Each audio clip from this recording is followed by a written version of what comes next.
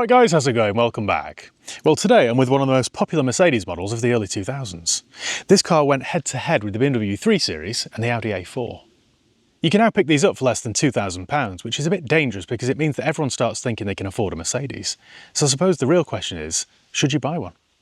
Well, let's find out, shall we? The car behind me is known as the W203 model, and it ran from the year 2000 to 2007. It's technically the third generation C-Class, the first being the 201, which was the 190e, the second being the 202. You can see what they did, can't you? What this is a fairly ordinary compact executive saloon, but here in 2025 they're a bit of a bargain. And as far as I can tell, if you can find a good one, a certain future classic. I've noticed in recent years prices of nice 190es have rocketed, and over the last couple of years the same thing has happened with the 202. So I'm certain now the design of this has hit 25 years old, the same thing's going to happen. It just will. The thing that separates the 203, I think, from its rivals is its hyacinth bouquet appeal. You see, 25 years later, this still looks stylish, sophisticated and classy. I think it's just aged gracefully. It looks like a mini 220 S-Class. Overall, it's a really balanced design. I love the front end of this because it's just unmistakably Mercedes. I like the grille, I like the stand-up bonnet star, and I like these teardrop headlights. It says just enough without shouting about it. From the side, I think the lines are nice and clean. It's just a really simple design, and I think that's part of the reason it's aged so well. Moving around the back, it is like a Mini S again. These lights are very similar to the ones you'd get on a 220 S-Class. And you know, from various angles, I see different Mercedes. I can see some 209 CLK, I can see some 211 E-Class, but I think its biggest resemblance is the S. I just think it's understated, neat, and it doesn't scream for attention like most modern Mercedes. Now, the biggest issue with these is rust. You see, Mercedes in the early 2000s switched to water-based paint, and that just meant that the whole thing's just rotted away. Most of these C-Classes you see in the UK are in a complete state. The worst of the rust happens on the boot lid, the bottom of the doors, and the sills. If you don't believe me, take a look at the video I did with the 210 E-Class from the same era. That thing was a complete mess. The model I'm in today is from 2005, and this is a facelift model. They facelifted the 203 in late 2004, and there were some changes for the facelift. Let me talk you through them. Up front, you got a revised bumper, grille and clear headlights, which look a whole lot better. You got a slightly revised rear bumper and rear lights. You also got clear indicators in the door mirrors. The whole thing just looked a lot more fresh. The biggest changes though came on the inside. Let me show you the interior. Inside, it's not exactly Mercedes of old. You see, the 203 marked the beginning of Mercedes cheapening out a little bit, and it shows.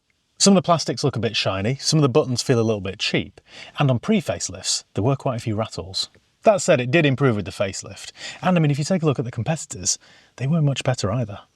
As it says on my gear lever and on the front wings, this is the classic model, which was the base spec. Then you could have gone with the Elegance, which was a bit more middle of the road, or if you were doing well, you could have gone for the Avant-Garde. Now, the Avant-Garde got things like heated leather seats, xenons and sat-nav.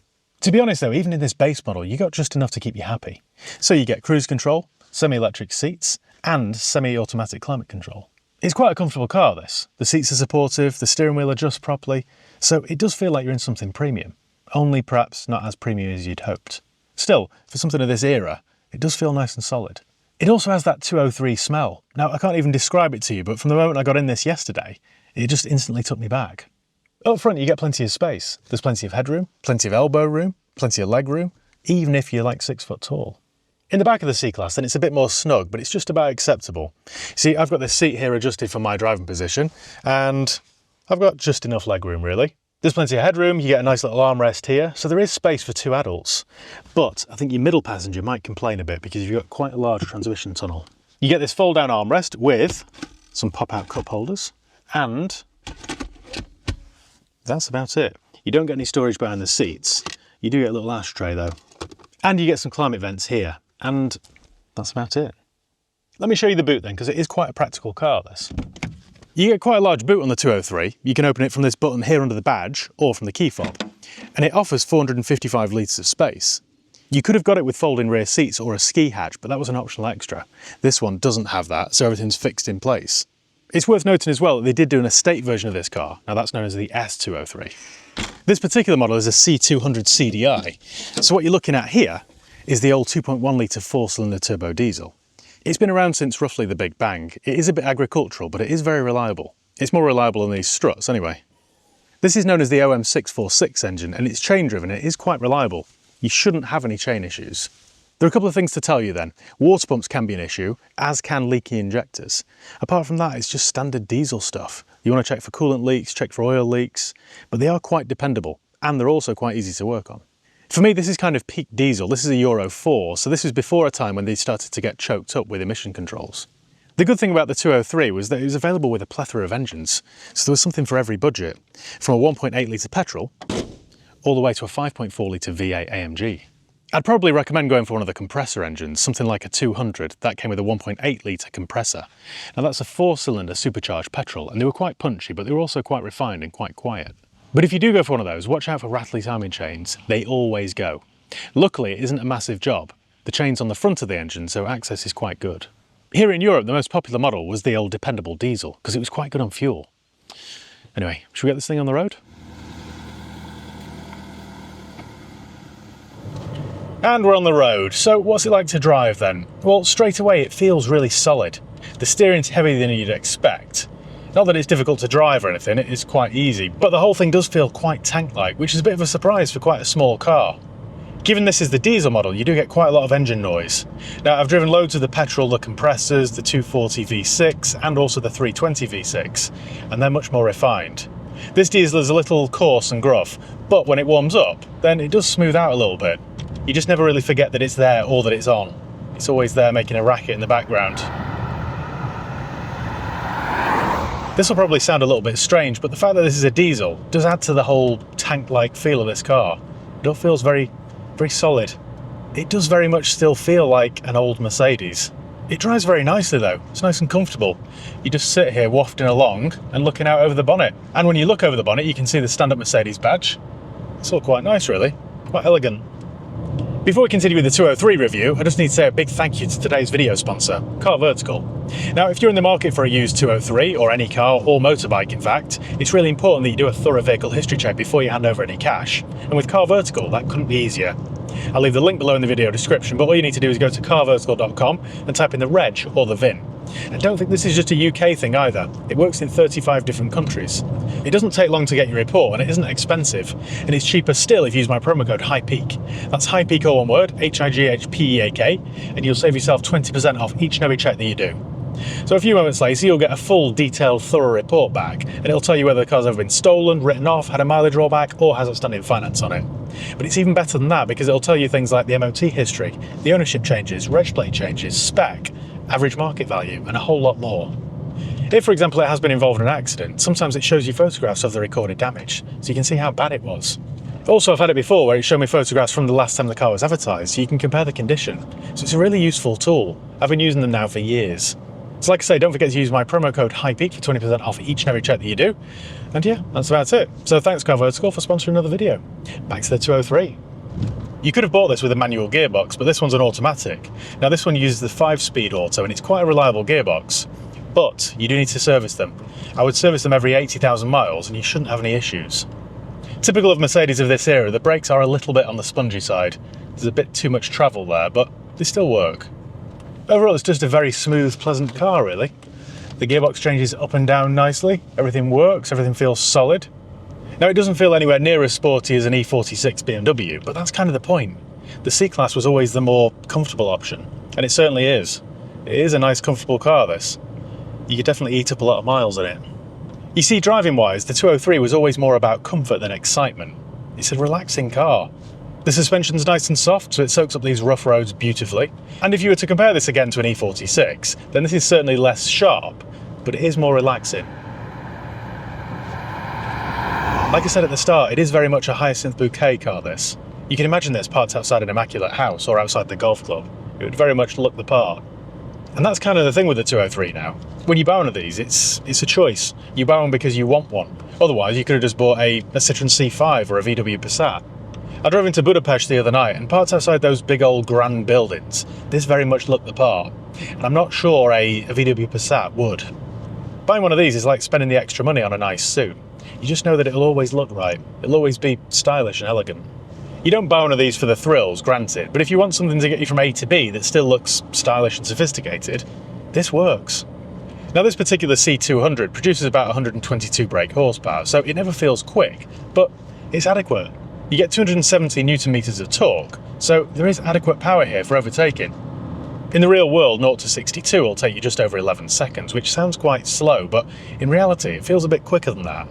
The good thing is that when you're up to cruising speed, you just tap this little stalk here to initiate the cruise control and sit back and relax. It's as easy as that. Many years ago, me and a couple of mates bought a very cheap one of these and went on a bit of a Euro trip, and it was perfect. In fact, it was the perfect car for that journey.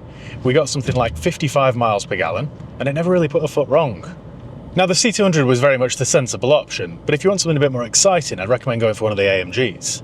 Now, the most famous one was the C55 AMG, which featured that 5.4 litre V8 from the CLK that I did a video on recently. But there was another model as well. They did a C32 AMG, which is much rarer.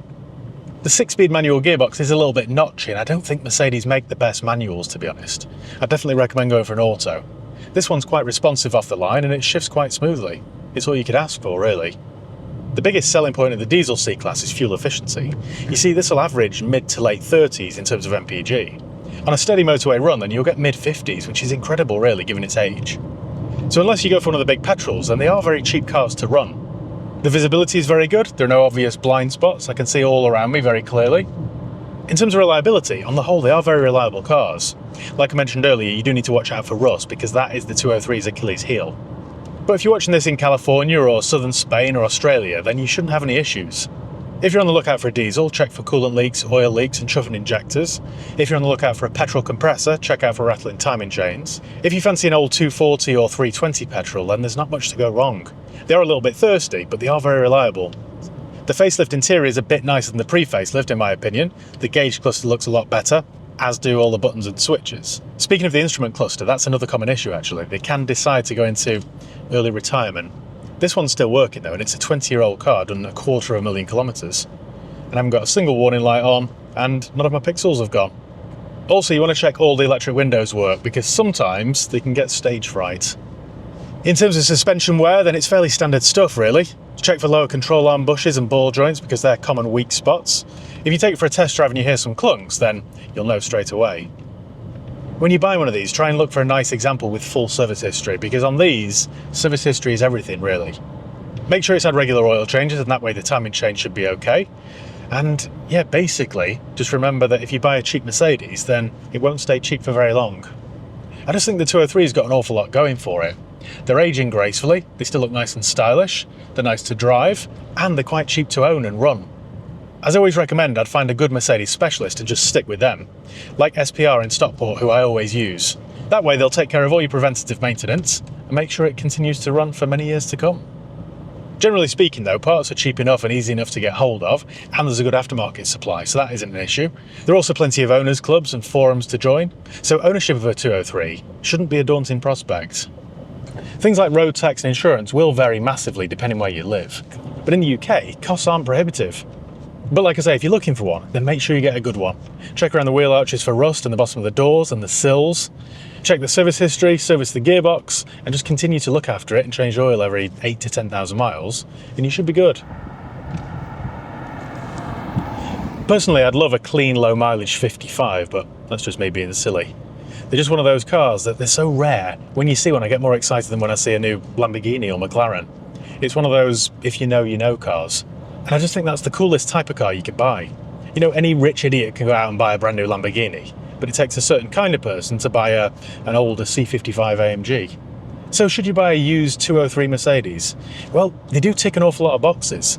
And if you want a cheap way into Mercedes ownership, then it doesn't get much better than this really.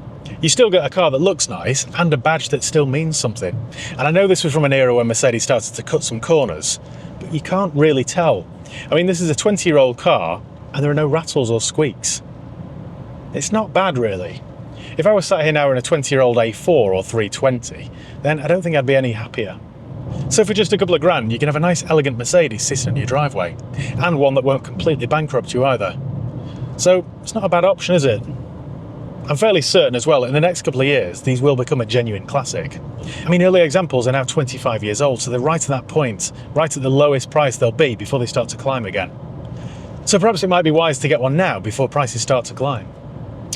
Well, I think that's about it, guys and girls. So thank you once again for watching. Make sure you give the video a thumbs up if you enjoyed it. Make sure you subscribe if you haven't done already. You can follow me on Facebook, Instagram, Twitter, and TikTok. I'll leave the links below. And yeah, see you next time. See ya.